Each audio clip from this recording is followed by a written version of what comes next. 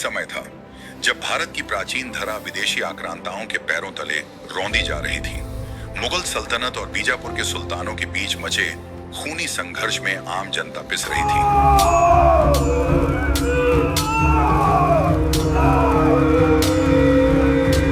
चारों ओर अंधकार था।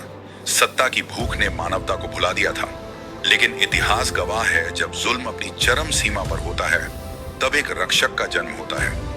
19 फरवरी 1630 के उस ऐतिहासिक दिन पुणे के शिवनेरी दुर्ग की दीवारों ने एक ऐसी किलकारी सुनी जिसने भविष्य में दिल्ली के तख्त को हिलाने की गूंज पैदा की, जिसे दुनिया आज छत्रपति शिवाजी महाराज के नाम से जानती है। पिता शाहजी राजे भोसले बीजापुर की सेवा में व्यस्त थे, लेकिन शिवाजी के चरित्र की नींव उनकी माता जीजाबाई ने रखी। उन्होंने शिवाजी को महज कहानियां नहीं सुनाई, बल्कि उनके भीतर रामायण के राम और महाभारत के अर्जुन जैसा साहस भर दिया। शिवा, हमारे पहाड़ और ये धरती हमारी माता है।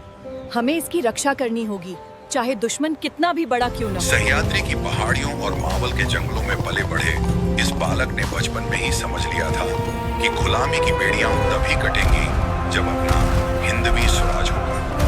मात्र 16 साल की कच्ची उम्र में जब बच्चे खेलकूद में व्यस्त होते हैं, शिवाजी ने अपनी पहली रणनीतिक जीत हासिल की, तोड़ना किले पर भगवा लहराकर। यह सिर्फ एक किले की जीत नहीं थी, यह स्वराज के शंखनाद की शुरुआत थी।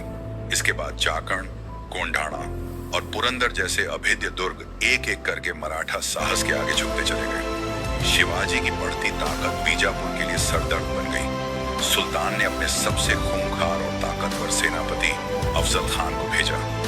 7 फीट ऊंचे उस दैत्यनुमा योद्धा ने शिवाजी को मारने की शपथ ली थी।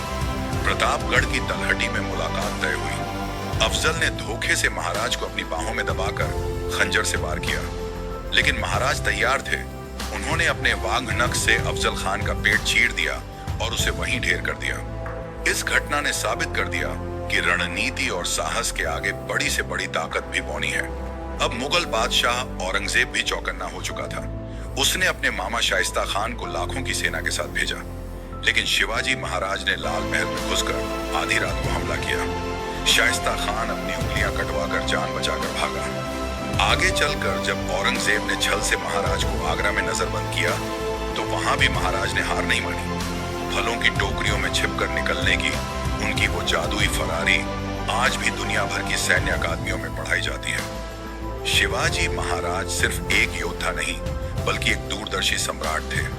उन्होंने समझा कि जिसका समुद्र पर कब्जा, उसका साम्राज्य सुरक्षित।